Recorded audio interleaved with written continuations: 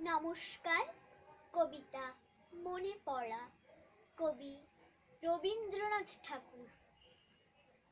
মাকে আমার পড়ে না মনে, শুধু কখন খেলতে গিয়ে হঠাৎ অকারণে একটা কিশোর গুনগুনিয়ে কানে আমার বাজে।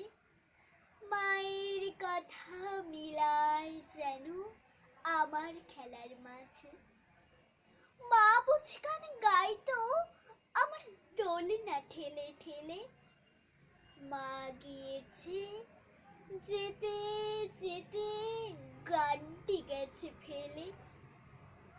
মাকে আমার পড়ে না মনে, শুধু যখন আশ্বিনেতে ভোরে শিউলি বনে শিশির ভেজা হাওয়া বেয়ে ফুলের গন্ধ আসে। তখন কেন মায়ের কথা আমার মনে ভাসে? কবে বুঝি আনতো মা সেই ফুলের সাজি বয়ে। পুজোর গন্ধ আসে যে তাই মায়ের গন্ধ হয়ে।